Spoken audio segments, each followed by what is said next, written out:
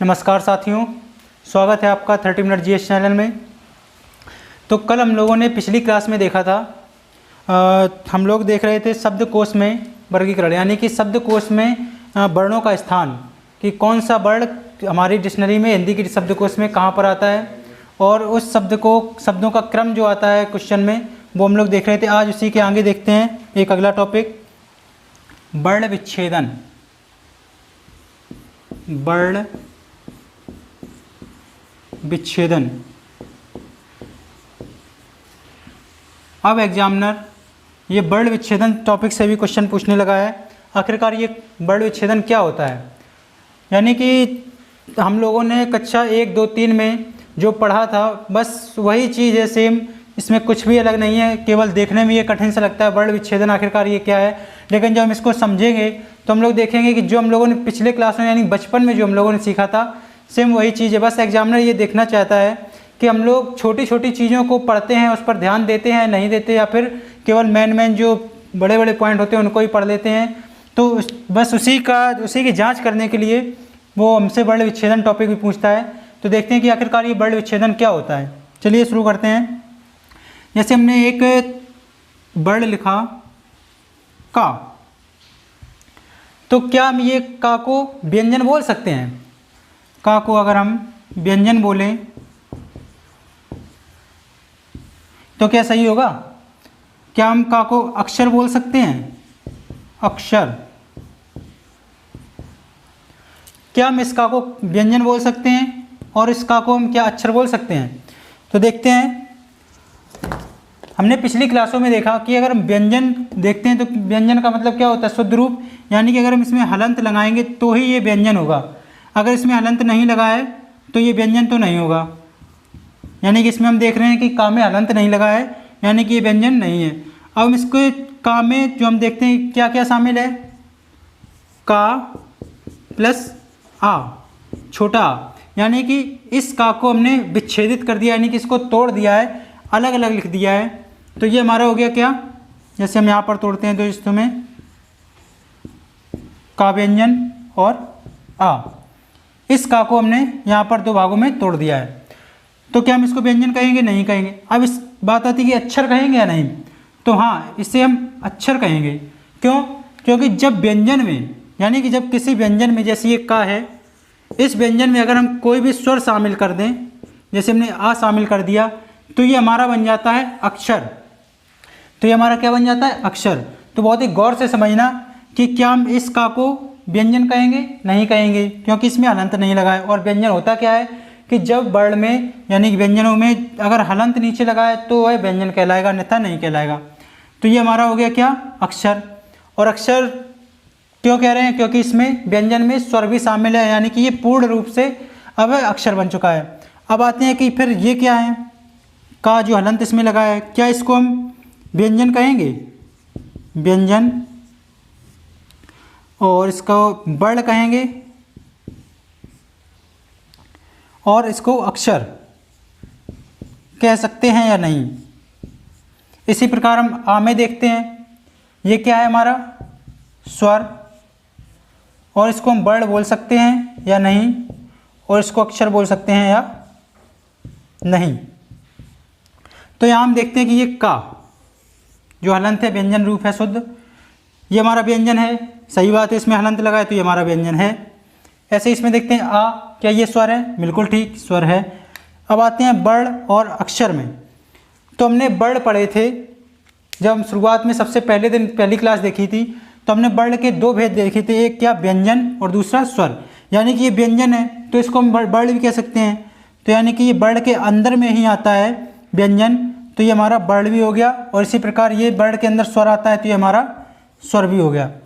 अब अगर हम इसको अक्षर कहेंगे क्या? देखते हैं कि इसमें अक्षर है या नहीं, क्योंकि ये आधा लिखा है, यानी कि शुद्ध रूप से व्यंजन है, इसमें कोई भी स्वर शामिल नहीं है, इसलिए हम इसको अक्षर नहीं कहेंगे। और इसमें देखते हैं आ, ये भी हमारा अक्षर नहीं होगा, ये केवल स्वर है और वर्ण बोल सकते हैं। जैसे कि हम लोग एक देखते हैं कि अक्षर को, यानी कि वर्ण को कभी अक्षर को तोड़ नहीं सकते हैं। यानी कि जैसे हम ये बोलते हैं कि का को हम तोड़ नहीं सकते, यानी कि अक्षर को तोड़ा नहीं जा सकता। तो यहाँ पर ये बात गलत है कि हम इसको तोड़ नहीं सकते। हमने इसको दो भागों में तोड़ा है, हलंत का और आ। अब हाँ, इस चीज़ को हम नहीं तोड़ सकते। जो हमारा ये व्यंजन लिखा है, यानी कि जो वर्ण है, ये हमारा वर्ण है, इसको हम नहीं तोड़ सकते। अक्षर को हम तोड़ सकते हैं कितने भागों में? दो भागों में, एक ये स्वर व्यंजन के रूप में, एक ये स्वर के रूप में। यहाँ पर देखिए हमने तोड़ दिया है, एक पहला व्यंजन और दूसरा स्वर। अब इन चीज़ों को हम नहीं तोड़ सकते हैं, क्योंकि जो हमारे पहली क्लास में हमने पढ़ा था कि हिंदी भाषा की सबसे छोटी इकाई क्या होती है? वर्ण या ध्वनि। वर्ण या ध्वनि हमारी सबसे छोटी इकाई, जिसको तोड़ा नहीं जा सकता है। तो हमारी ये वर्ण है, वर्ण या ध्वनि, ये हमारी सबसे छोटी इकाई है। अब इसको हम नहीं तोड़ सकते हैं। जैसे हमने वर्ण में पढ़ा था कि व्यंजन और स्वर, व्यंजन और स्वर, और ये वर्ण या ध्वनि क्या थी? सबसे छोटी इकाई। तो हम इसको और इसको नहीं तोड़ सकते, जबकि अक्षर को तो तोड़ सकते हैं। ये हमारा डाउट क्लियर हुआ कि अक्षर को तोड़ा जा सकता है या नहीं? हाँ, अक्षर को तोड़ा जा सकता है। जैसे यहाँ पर दो भागों हमने तोड़ा है। अब ये हमारे वर्ण बन गए हैं, यानी कि व्यंजन बन गए हैं शुद्ध, और ये हमारा स्वर यानी कि वर्ण। अब इस चीज़ को, ये हमारी सबसे छोटी इकाई हो गई है। यहाँ पर का ध्वनि व्यंजन की और यहाँ पर आ ध्वनि। अब इस चीज़ को हम, इस ध्वनि को, इस वर्ण को नहीं तोड़ सकते हैं। अब देखते हैं आगे, एक और चीज़ समझते हैं कि अगर हम वर्तनी में, जैसे कि ये आगे वर्तनी का टॉपिक है, थोड़ा सा यहाँ समझ लेते हैं, क्योंकि इसमें वर्ण विच्छेदन में थोड़ा सा काम आएगा, इसकी ज़रूरत पड़ेगी। तो हम ये देखते हैं कि शब्द को लिखा कैसे जाता है। जैसे हमने लिखा राम, राम को अगर हम तोड़ते हैं, अच्छा एक चीज़ देखते हैं कि जैसे हम 4-5 लोग खड़े हैं, एक पंक्ति में खड़े हैं, ठीक है, और हम इस पंक्ति में इस तरह से मुँह करके खड़े हैं, इस तरह से, इस तरह हमारा मुँह है, हमारे आगे एक आदमी खड़ा है उसका भी उस तरफ मुँह है, और हमारे पीछे एक आदमी खड़ा है उसका भी इसी तरफ मुँह है, यानी कि मुँह इस तरफ है, और हम लोग इस पंक्ति में खड़े हैं, सबके मुख ऐसे हैं, ये सभी लोगों के मुख हैं। अब हमें ये बताइए, अगर ये बीच वाला व्यक्ति अगर गिर रहा है, ये बीच वाला व्यक्ति अगर गिर रहा है, तो सबसे पहले पता किसे चलेगा? इसे पता चलेगा या फिर इसे? जो ये व्यक्ति खड़ा है उसे पता चलेगा या फिर इस व्यक्ति? तो देख रहे हैं कि इस व्यक्ति का मुख इस साइड है, यानी कि अगर ये गिरता है तो सबसे पहले इस व्यक्ति को पता चलेगा। इसको तो पता ही नहीं चलेगा कब तक? जैसे ही जब ये आदमी गिर जाएगा और जब उसकी आवाज़ आएगी तब इस आदमी को पता चलेगा। तो उसी प्रकार से हम लोग यहाँ पर भी समझते हैं कि जो वर्णों का मुँह है, यानी कि जो हमारे लिखे जाते हैं वर्ण, वो इस प्रकार लिखे जाते हैं, यहाँ से ऐसे लिखे, ऐसे चलते हैं। तो यहाँ हमारा हो गया मुख किसका? वर्णों का, और इस प्रकार से सारे वर्ण ऐसे खड़े होते हैं। तो यहाँ देखते हैं कि जैसे हमने ये लिखा रा हलंत, और इसको हम तोड़ रहे हैं, बड़ा आ प्लस माँ और आ। तो अब जैसे ये रा है, ये रा हमारा आधा है, यानी कि ये हमारा बेसहारा है, इसके पास कोई सहारा नहीं है कि ये किस प्रकार से खड़ा हो। तो हमें ये देखना है कि यहाँ आगे तो कोई है नहीं, तो और अगर जैसे कोई होता भी तो उसको तो पता चलता नहीं कि ये गिर रहा है। इसको पता, जब ये गिरेगा तो पता किसको चलेगा? इसको पता चलेगा। क्यों? क्योंकि इनका सारे का मुख इस तरफ है। तो जैसे ये देखेगा कि ये रा गिर रहा है, तो ये तुरंत आके इसको सहारा प्रदान कर देगा और ये उसका उच्चारण हो जाएगा क्या? रा। और इसी प्रकार से जब हम ये देखते हैं कि ये बेसहारा, इसके पास कोई भी यानी कि स्वर का सहारा नहीं है, तो ये हमारा बेचारा है और ये गिरने लगता है। जैसे ही गिरने लगता है तो यहाँ पर देखता है ये आ, क्योंकि ये आ इस तरफ मुखी है, ऐसे इस तरफ मुखी है, तो ये आ इसको देखता है और इसको सहारा प्रदान करता है और इसको उच्चारण प्रदान कर देता है। अपने आ की सहायता से इसको उच्चारण प्रदान कर देता है और हो गया क्या? माँ। और जब इसको दोनों को जोड़कर लिखते हैं तो बन जाता है हमारा राम। अब देखते हैं एक और उदाहरण।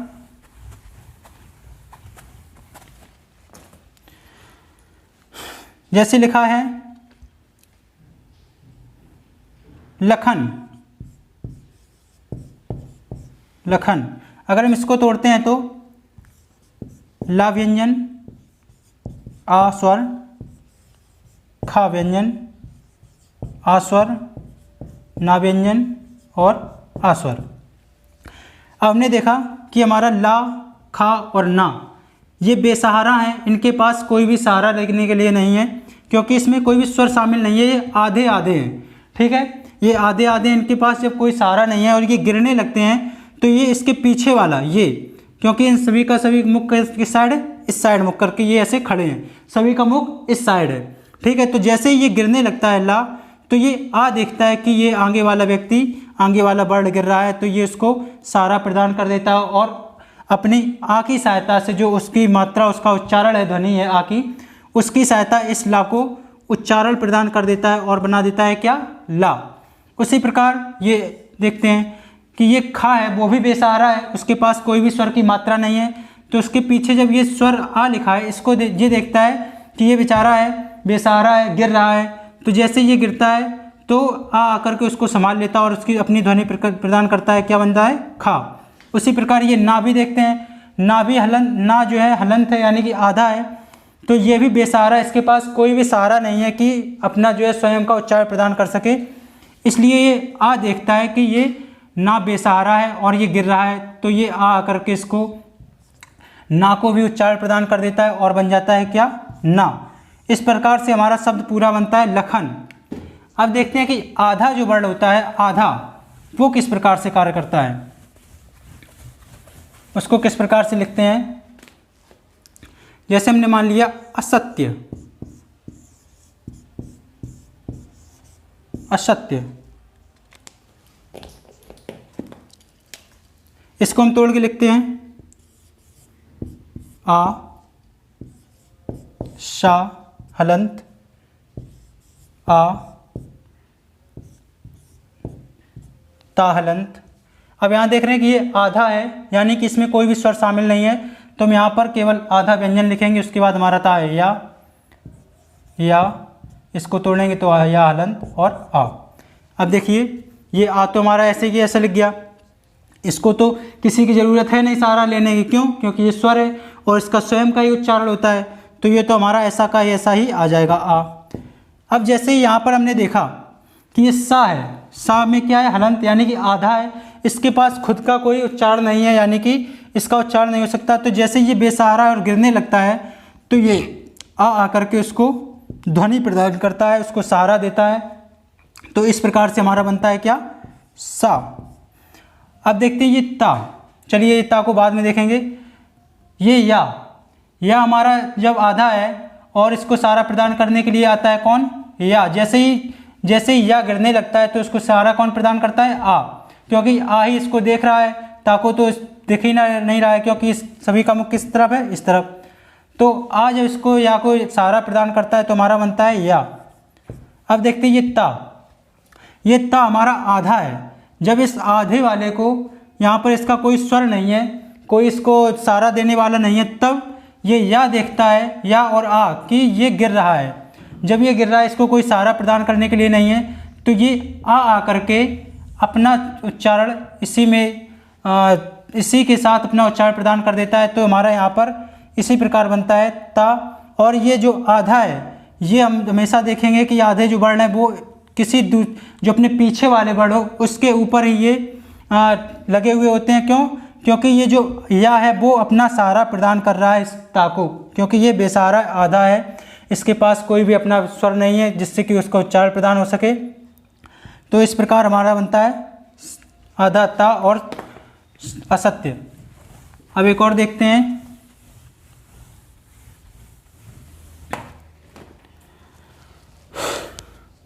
जैसे देखते हैं क्या,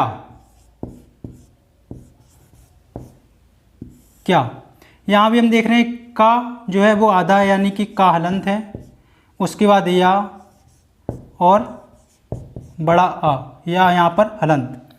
अब देखते हैं कि जैसे ही का को देखा कि ये आधा है, बेसहारा है, और इसके बाद या है वो भी बेसहारा है, तो यहाँ पर ये आने देखा कि ये या बेसहारा है, इसको पूरा कर दिया और बना क्या, या। अब जब का की बारी आई तो यहाँ पर का भी याद है, इसके पास कोई भी ऐसा स्वर नहीं है जिससे ये अपना उच्चारण ले सके, तो इस का की सहायता से ही हम इस का को भी उच्चारण प्रदान करते हैं, और ये का हमारा सहारा लेने के लिए इस या के ऊपर डिपेंड हो जाता है, इसलिए यहाँ पर हम या में आधा ऐसा लगाकर लिखते हैं। अब जैसे ऐसे ही आता है कि ये तो चलो हमने ऐसे लिख दिया। अब अगर हा आता है, जैसे कि हा आधा लिखा जाए और रा, तो ये हमारा इस प्रकार से होता है हर। यहाँ पर ये आधा रा लगा है,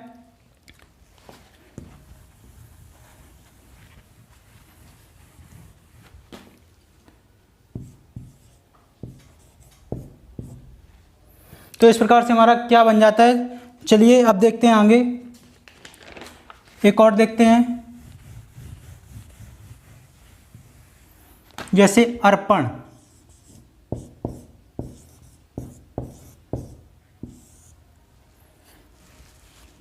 अर्पण आ रा पा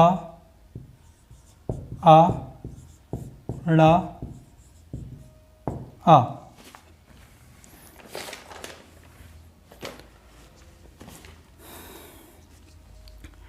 अब यहाँ पर हमने देखा आ तो अपना पूरा उच्चारण ले रहा है, यहाँ पर रा है जिसके पास इसके पास कोई भी स्वर नहीं है उच्चारण देने के लिए, और यहाँ पर पा है, पा के बाद आ और ला के बाद आ।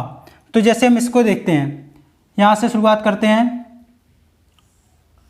जब ला गिरने लगता है तो उसको सारा कौन प्रदान करेगा? आ, और बन जाएगा क्या? ला।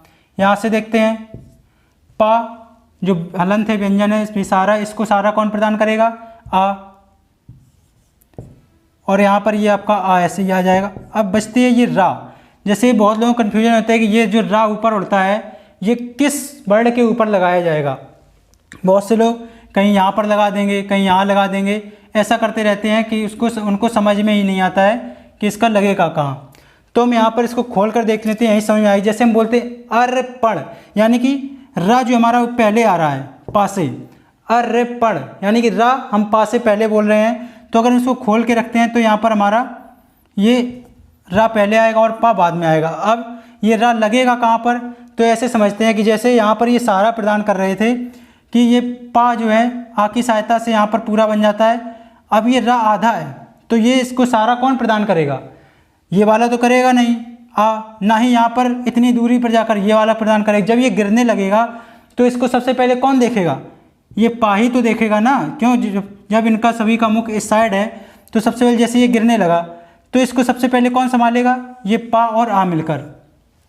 इसीलिए ये रा हमारा कहाँ उड़ेगा? जो रा हमारा है जब ये गिरने लगता है तो ये पा इस रा को उठाकर अपने कंधे पर बैठा लेता है। ये रा जब गिरने लगता है तो इसको उठाकर ये पा अपने कंधे पर बैठा लेता है और बन जाता है क्या? अर्पण। ऐसे ही हमारा एक आता है आशीर्वाद। इसमें सबसे ज़्यादा कन्फ्यूजन होती है। आशीर्वाद, सबसे ज़्यादा लोग यही गलत करते हैं और सबसे ज़्यादा क्वेश्चन भी इसी का आता है कि वर्तनी के रूप में कौन सी शुद्ध वर्तनी है। एक लिखते हैं लोग आशीर्वाद को इस तरह से लिख देते हैं, आशीर्वाद। अब इसमें से सही कौन सा है? ये वाला सही है या फिर ये वाला सही है? अब इसको रटने की जरूरत नहीं, हम लोग केवल अगर बोलकर ही देखें तो भी इसको सही से समझ जाएंगे। बोलते हैं आशीर्वाद, यानी कि आशीर यानी कि सा पहले बोल रहे हैं, रा बाद में बोल रहे हैं। और अगर हम इसको पढ़ते हैं तो क्या? आरसीवाद। जैसा कि हमने देखा था ये जो रा कहाँ उड़ रहा है? अपने पीछे वाले जो व्यंजन है उसके कंधे पर बैठ रहा है। यानी कि अगर हम यहाँ देखें, इसको तोड़ें तो आ रे सी, हमने पूरा नहीं तोड़ा है, केवल इतना ही आर रा को तोड़ा है। अगर हम यहाँ देखें तो ये जो रा है अगर इसको हम सारा प्रदान करें तो ये फिर कहाँ पहुँच जाएगा? ये यहाँ पहुँच जाएगा, जैसा कि हमने यहाँ पर पढ़ा था। तो इस हिसाब से तो ये गलत हो गया। क्यों? क्योंकि ये तो लिखा है आशीर्वाद और हम यहीं पर इसको देखते हैं आशीर्वाद को। तो इसको अगर हम तोड़ के देखते हैं, यहाँ इसका क्या होगा? आ शा बड़ी वा बड़ा बड़ी ई रा हलंत वा बड़ा आ दा और आ। अब इसमें हम देखते हैं, जैसे हमने यहाँ पर जो कॉन्सेप्ट लगाया था वही लगाते हैं। आ को तो पूरा का पूरा सारा मिल रहा है क्योंकि वो खुद ही एक स्वर है और उसके पास उच्चारण करने की क्षमता है वो खुद ही उच्चारित हो जाता है। अब यहाँ पर सा हम देखते हैं, सा के जो सा को सहारा प्रदान करने के लिए कौन सा है, बड़ा ई, इसको सहारा मिल गया और बना दिया क्या, सी, आ सी। अब आएगा यहाँ पर रा। अब ये रा को देखते हैं कि ये रा जो है वो आधा है। अब जब ये गिरने लगेगा तो इसको सहारा कौन प्रदान करेगा, क्या ये आगे वाला करेगा सा, नहीं, क्यों, इसका तो मुख इसी तरफ, इसको तो पता ही नहीं चलेगा। इसको तो तब पता चलेगा जब ये रा गिर जाएगा और धड़ाम से आवाज़ आएगी, तब ये पीछे मुड़कर देखा कि कौन गिरा कौन नहीं गिरा। तो जब ये गिरने लगता है तो इसको कौन सहारा प्रदान करता है, ये वा प्रदान करेगा आ के साथ मिलकर। जब ये गिरने लगेगा तो ये जो रा है वो बा अपने कंधे पर बैठा लेगा और यहाँ पर बन जाएगा क्या, तो जैसे ये वा हलंत है इसका तो चढ़ हो गया क्या, आ सहारा प्रदान कर देगा, बन जाएगा वा। और ये रा हलंत, ये आधा जो है उसको बा सहारा देकर अपने कंधे पर बैठा लेगा और इस प्रकार से ये हमारा जो दा बचता है आधा, और ये आ की सहायता से आ का सहारा लेकर बन जाएगा पूरा दा। और क्या हुआ, आशीर्वाद। तो अब आपने यहाँ पर देखा कि आशीर्वाद ये वाला सही है और ये वाला गलत, इसीलिए वर्तनी में सबसे ज़्यादा यही पूछा जाता है। ये सर्वाधिक लड़के गलत करते हैं, हमेशा कन्फ्यूजन में ये लगा कर रहते हैं, उन्हें पता ही नहीं चलता ये लिखा जाएगा या ये लिखा जाएगा। लेकिन इसका जो असली मतलब है वो इसी प्रकार से इसको समझा जा सकता है कि कौन सा कहाँ पर पहुँचेगा।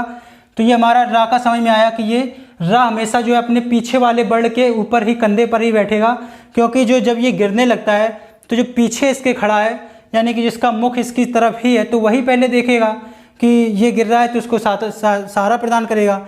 उस आगे वाले को तो पता ही नहीं चलेगा। और इतनी दूर जाकर जो एक दो तीन दो व्यक्तियों को छोड़कर तो तीसरा व्यक्ति तो सहारा देने नहीं आएगा इसको। तो यहाँ से हम समझ सकते हैं कि ये जो रा है आधा, वो हमेशा अपने पीछे वाले बर्ड के ऊपर ही चढ़ेगा। जैसे हम बोलते हैं आशीर्वाद, यानी कि रे और उसके बाद वाह, तो हमारा ये जो रा आधा है वो कहाँ चढ़ेगा, अपने पीछे वाले बर्ड के ऊपर, कंधे पर बैठेगा। ठीक है, तो इस प्रकार से हम समझ सकते हैं कि आशीर्वाद कैसे लिखा जाएगा। चलिए, ये तो हो गया आपका लिखने का तरीका। अब वर्ण विच्छेदन के 2-3 उदाहरण देखते हैं।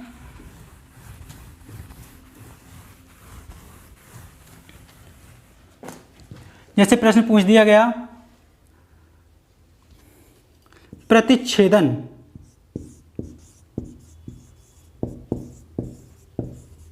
प्रतिच्छेदन, इसका वर्ण विच्छेदन कीजिए। बस केवल इतना ही आएगा और 3-4 उसमें ऑप्शन दे दिए जाएंगे कि ये वाला सही है, ये वाला सही है, ये वाला सही है या फिर ये वाला। तो हमको इसको देखना है तोड़ के। सेम वही चीज़ है जो भी हम लोग आगे देख चुके हैं, बस वो हम आपको लिखना बता रहे थे, उसको तोड़ना सिखा रहे थे। अब यहाँ पर हम उदाहरण के रूप में देख लेते हैं करके। जैसे ये प्र है, प आधा और यहाँ पर रा आ, ये हो गया हमारा प आधा, उसके बाद रा, और रा का जो स्वर है वो आ, इसके बाद आते हैं ता।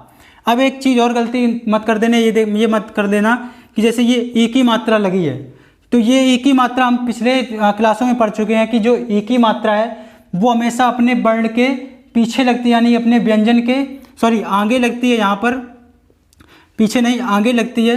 तो आप ये मत कर देना कि यहाँ पर ई लगा है तो हम यहाँ पर ऐसे ई बना दें, उसके बाद ता।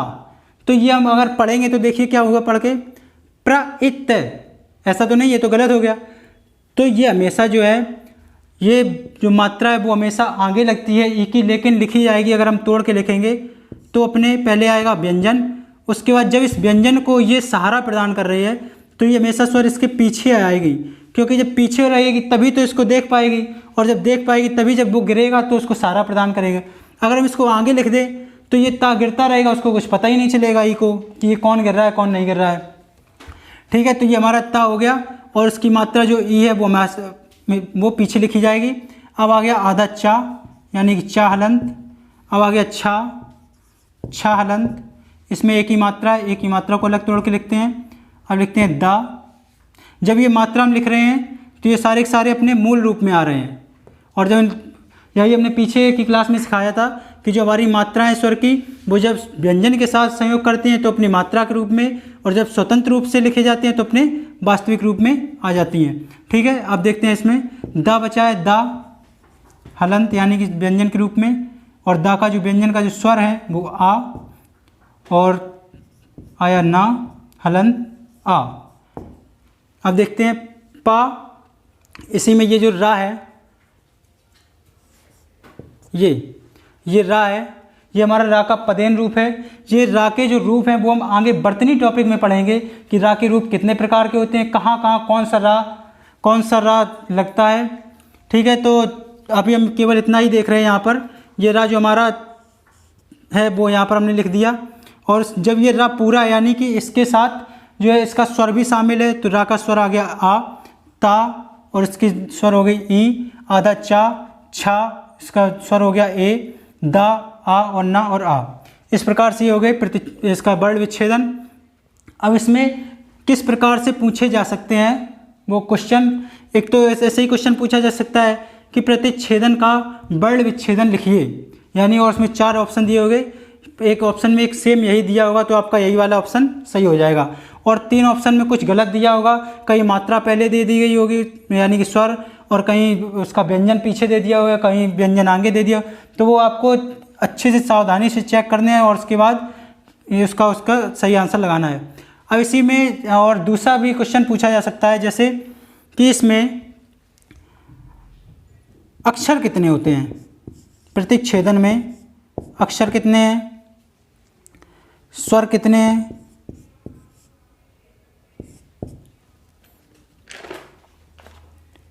इसमें व्यंजन कितने हैं,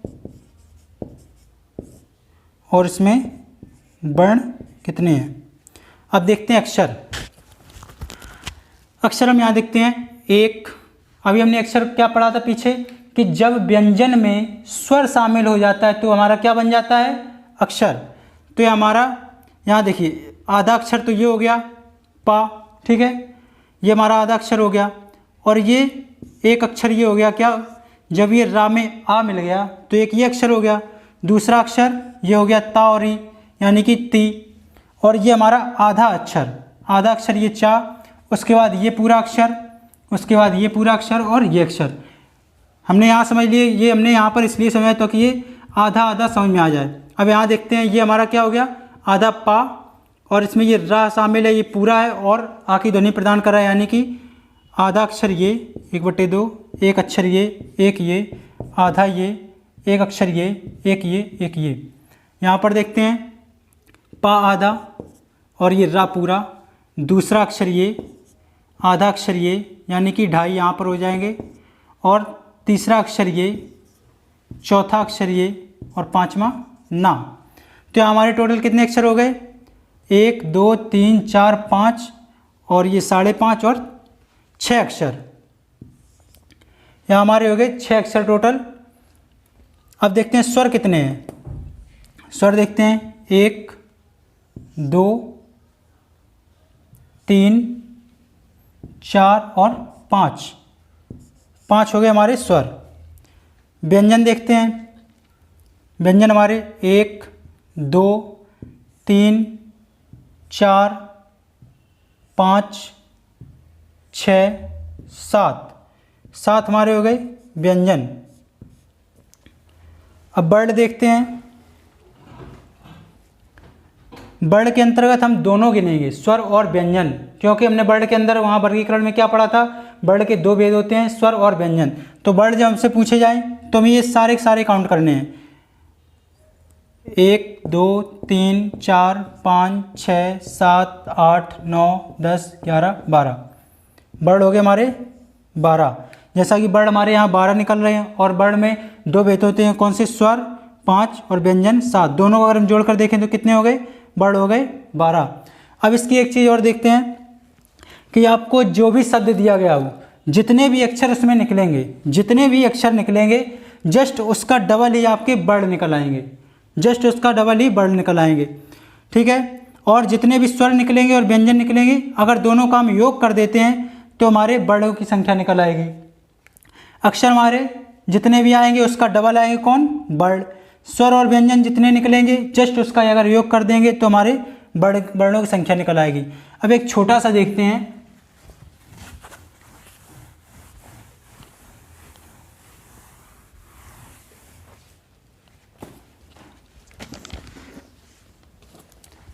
जैसे हम देखते हैं राम, सबसे छोटा सा देखते हैं शब्द, इसमें अक्षर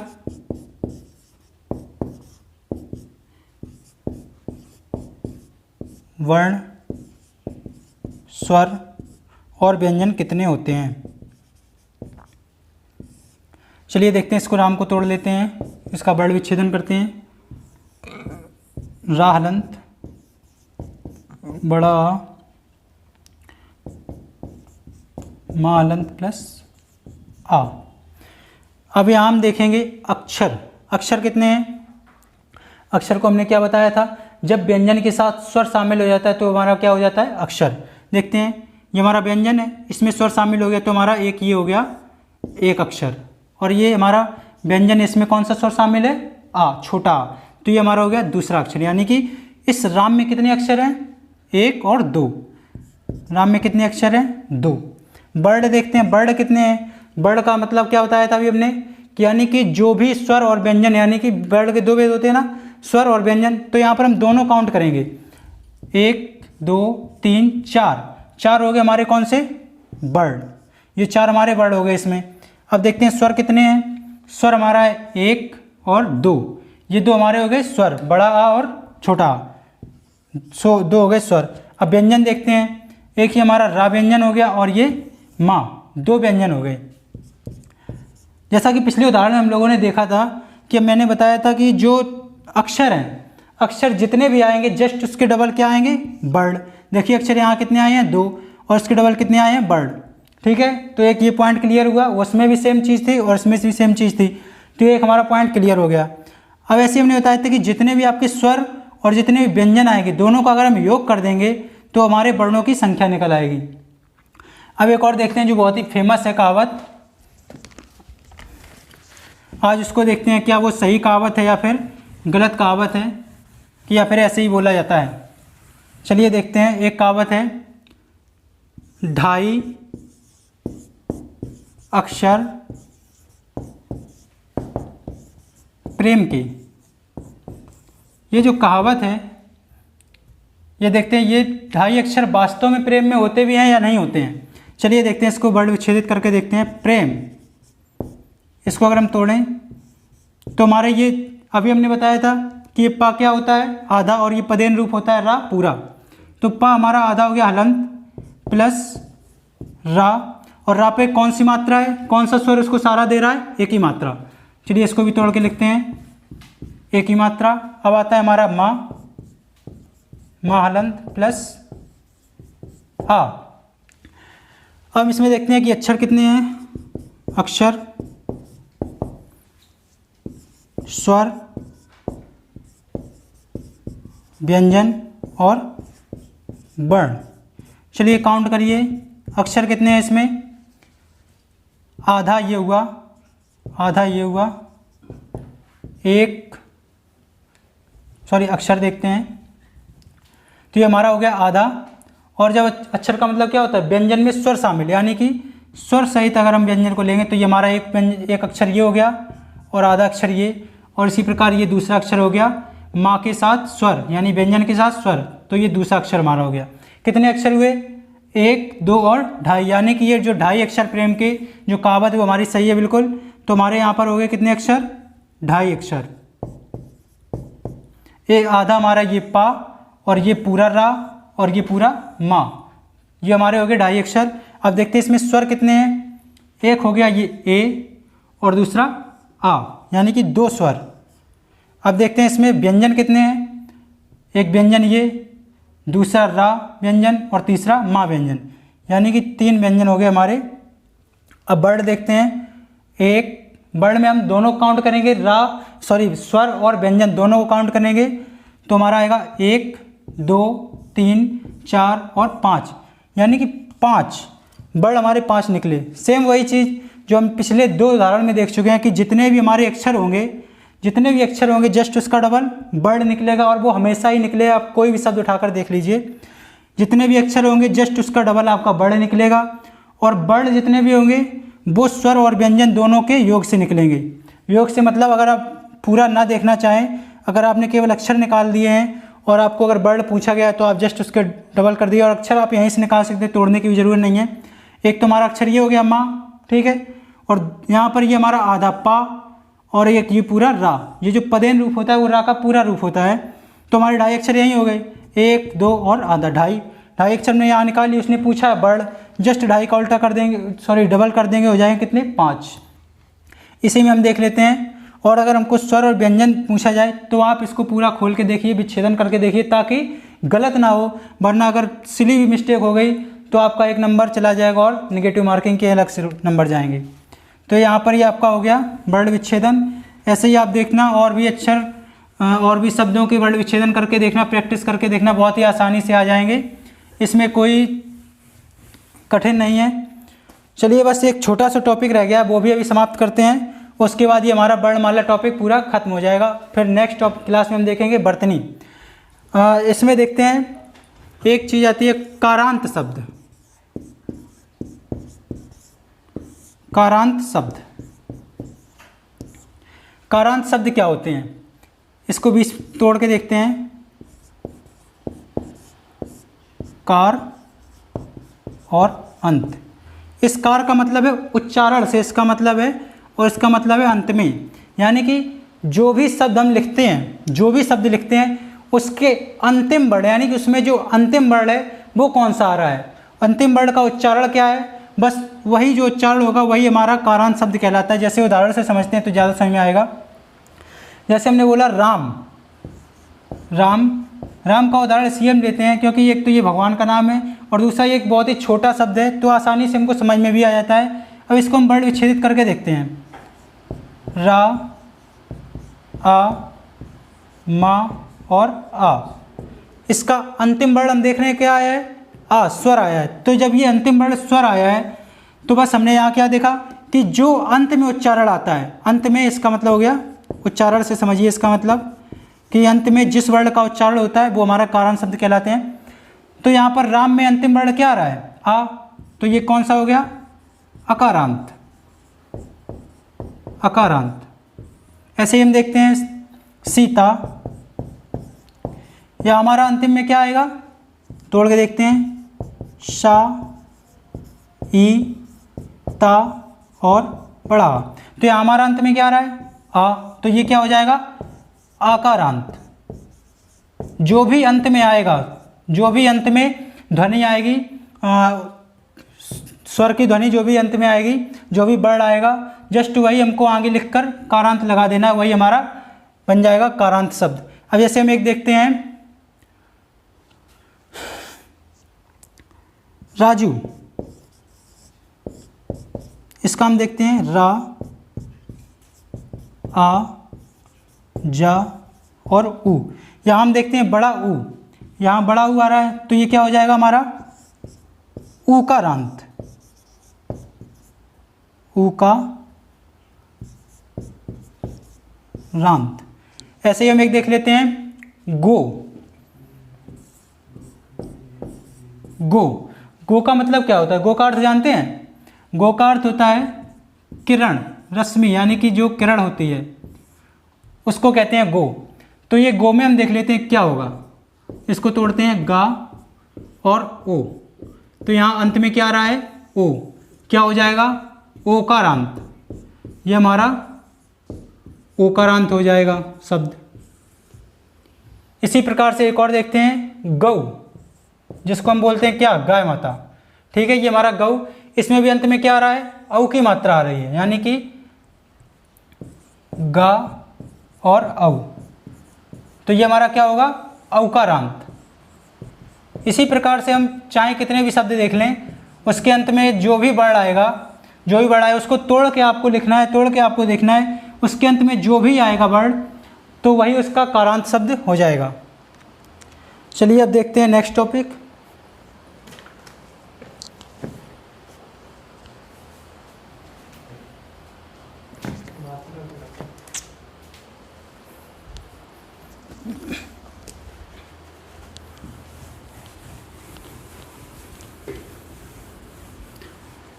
बस 5 मिनट का एक और टॉपिक रह गया, वो भी देख लेते हैं, उसके बाद हमारी ये वर्णमाला क्लास खत्म होती है और वर्णमाला टॉपिक भी खत्म हो जाएगा।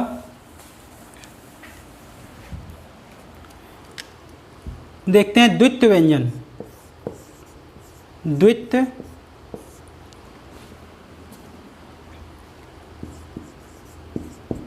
व्यंजन, यहाँ द्वि का मतलब क्या है, दो, तो इस द्वि से ही पकड़ लीजिए। यानी कि जब लगातार कोई भी शब्द हो, कोई भी शब्द के अंदर में जब दो लगातार सेम व्यंजन आते हैं, यानी एक ही व्यंजन दो लगातार आते हैं, तो वहाँ पर हमारा वो क्या कहलाएगा, द्वित्व व्यंजन।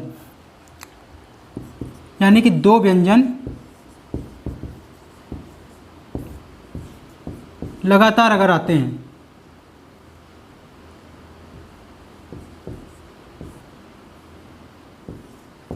दो व्यंजन अगर लगातार किसी भी शब्द में आते हैं तो वो हमारा वो कहलाएगा द्वितीय व्यंजन। चलिए देखते हैं उदाहरण से।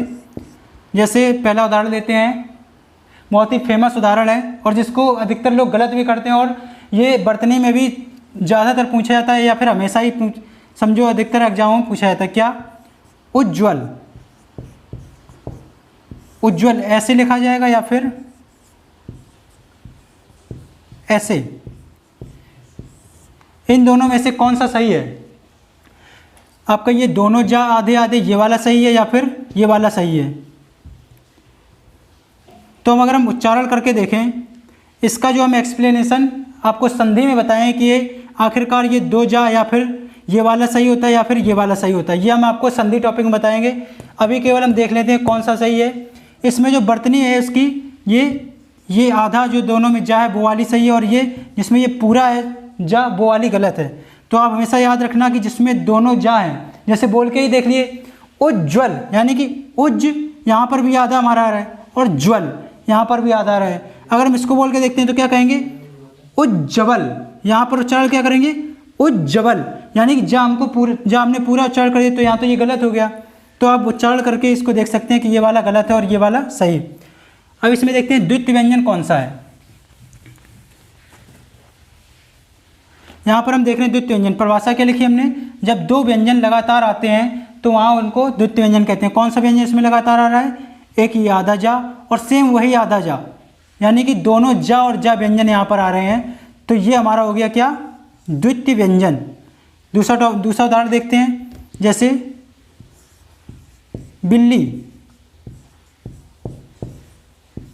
यहाँ पर भी हम देखते हैं ला आधा और यहाँ पूरा ला। यहाँ इससे मतलब नहीं है कि ये दोनों आधे ही आधे होने चाहिए या फिर दोनों पूरे पूरे होने चाहिए या फिर एक आधे या पूरे, यानी कि बस दो आपको सेम व्यंजन चाहिए तो आप, और लगातार व्यंजन चाहिए, ठीक है, तो वहाँ पर आपका हो जाएगा द्वितीय व्यंजन। तो जैसे ये आधा ला और ये पूरा ला, दोनों लगातार ला ला आ रहे हैं, तो यहाँ पर भी हमारा हो गया द्वितीय व्यंजन।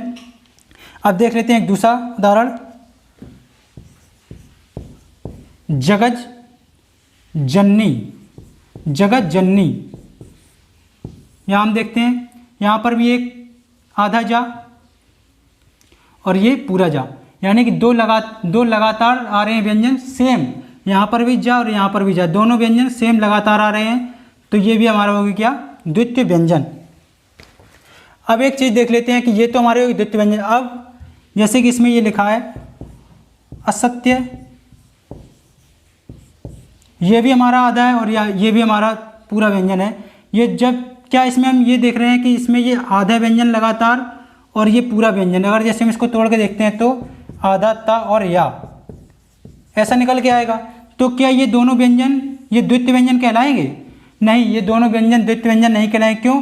क्योंकि उदाहरण क्या है, जब दो व्यंजन यानी कि ये सेम व्यंजन होने चाहिए, एक ही व्यंजन, जैसा कि हम लोगों ने यहाँ पर समझा था कि सेम व्यंजन है दोनों में, यहाँ पर भी, तो इसी प्रकार यहाँ भी सेम ही व्यंजन अगर होते तो ये भी हमारा द्वितीय व्यंजन हो जाता। जैसे यहाँ पर ता है तो यहाँ पर भी हमारे पूरा ता ऐसा होता, ये, तो ये हमारे कहलाते हैं क्या, द्वितीय व्यंजन।